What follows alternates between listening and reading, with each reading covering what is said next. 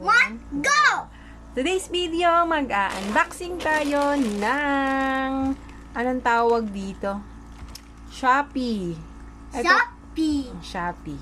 Ito po yung fondant cutter na 33 pieces. Jetini kaya. Naku, wag na. What is? Jetini kaya. Ang maingay, quiet. Let's open two sides. So, i-open na natin. So, nabili natin ito ng 225 kasama ang shipping. So, ito na po yung fondant cutter. Wow! Ang dami. 33 pieces. So, legit po siya. So, bilangin muna natin kung 33 pieces nga siya. Wow! So, ito po. So, ang laman nito ay 1, 2, 3, Let's open 4, 5, 6, 7, 8, 9, 10. Ito pala yun. Wait lang. Let's open.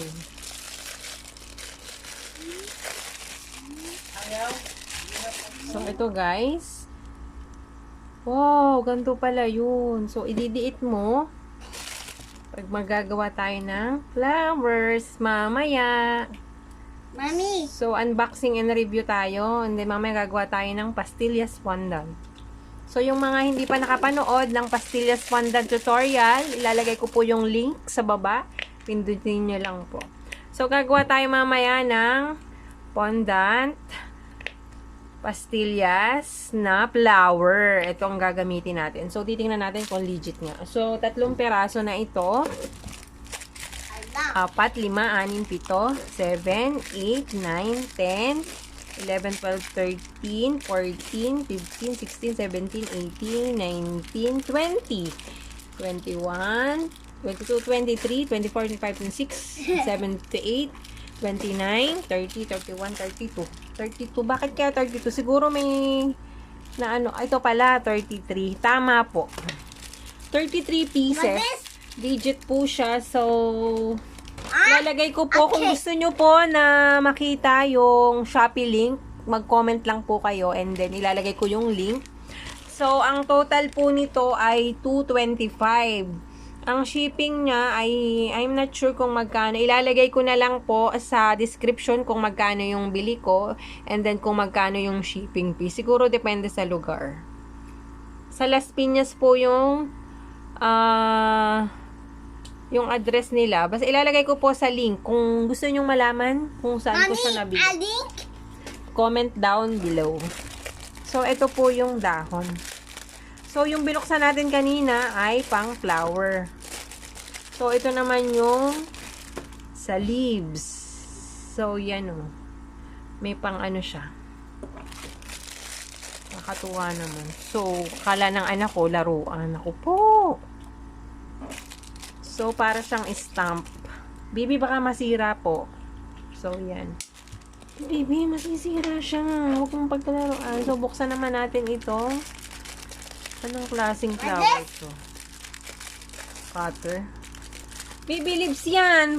Baka masira. Pasensya na kayo. May nang gugulo dito sa aking tabi. Excited po yung anak ko na mag-unboxing. So, ito po yung pang flower na anong tawag dito? Pang Christmas flower ata to. Anong tawag doon? Kalimutan ko na ang tawag doon. Anong tawag doon? Bulaklak ng Christmas. O, yung sa frozen. Ano ang tawag dito? Si frozen? Yung snowflakes ba ito? Hindi ko sure. And then, meron ding mga star like this. So, paano kaya ito gamitin? Siguro. So, malalaman nyo mamaya pag tayo ay tinesting natin siya mamaya. So, syempre, huhugasan muna natin sila, sterilize natin ng mabuti. Mamaya ibababad ko sa tubig. So, star, siguro pang ganun siya. So, mamaya, syempre alam nyo naman yung technique para hindi kumapit dito sa ating dito sa molder. Tsaka para hindi rin siya magdumi, gagamit tayo ng plastic. What's this? Last star. Star. Plastic. Yung para po, asan ba yun? Halimbawa, eto. Yan. Yan. Igaganyan na siya natin. Tapos saka natin ididiin sa ating fondant pastillas. Para po pag Mami. tinusok natin siya, madaling tanggalin, and then ito, malinis pa. Walang matitirang, walang iisipin mo nakakapit dito sa mga dito kasi ito sisipitan ito ng mga dumi, tsaka ng fondant pati. Opo. So guys, legit po siya. 33 pieces. And then, sulit na. Pero sana tumagal siya. Huwag paglaruan ng mga bata. Opo. Kasi ito, this spring to eh. Once na matanggal siya, mahirap na siyang ibalik. For sure. Mami. And then, 3 ito is, stars? opo. 3 1, 2, 3. 3 stars. So, guys, hanggang dito na lang muna. And then, tatry natin kung malalagyan natin ng video na kung paano to gamitin. So, ikakat muna natin yung video. Thank you for watching. Bye! Bye! Fondant pastillas. So, ito yung mga na-order natin sa Shopee. Tatry natin kung anong outcome nito. So, ilagay muna natin dito sa gilid. So, ito po yung ating pastillas fondant. So, yung recipe niya, makikita nyo sa description box. Yung procedure. So, ang ginamit lang natin dito ay 2 cups ng powder milk. And then, 6 tablespoon ng condensed milk. And then, pagsasamahin nyo lang. So, gagamit tayo ng plastic. Pag in-roll natin. Palapadin lang natin. So, yung procedure po ng paggawa ng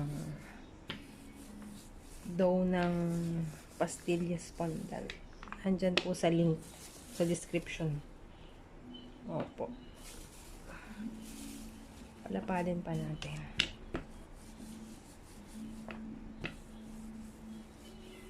Kasi lalapad pa to.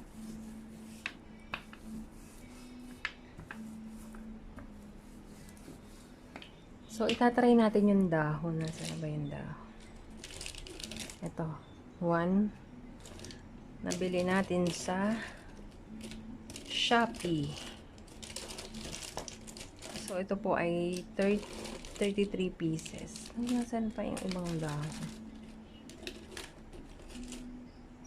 Ito po, 2.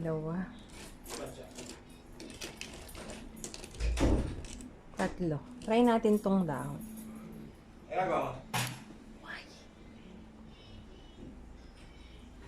So, ilulubog natin.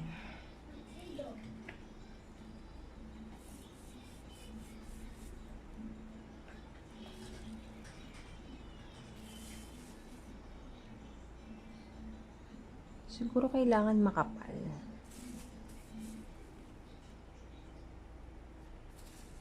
Siguro kailangan kapalan natin.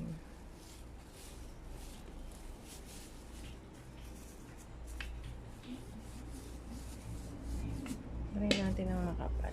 So, ito. Lubog natin.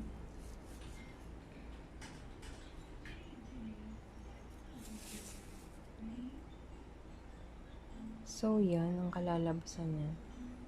So, ipasok natin.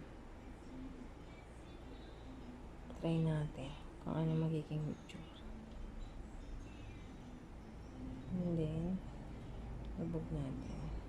So, yun.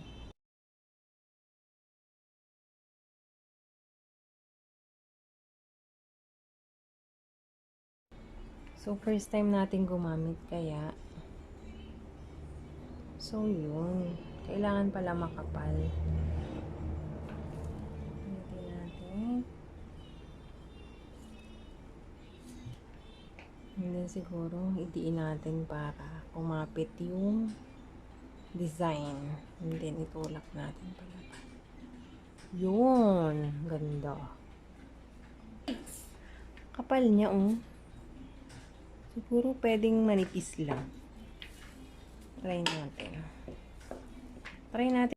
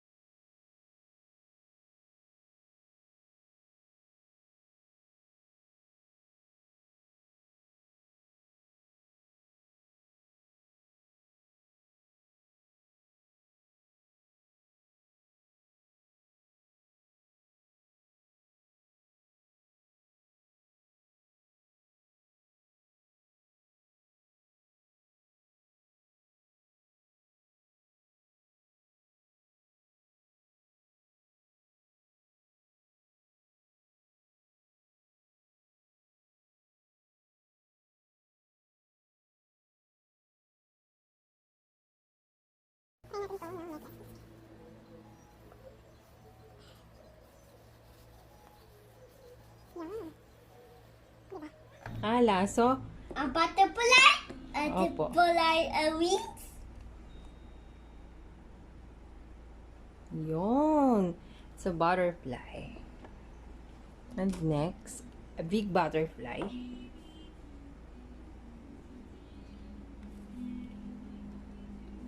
And then yan lang. Hindi na pala natin kailangan i-push.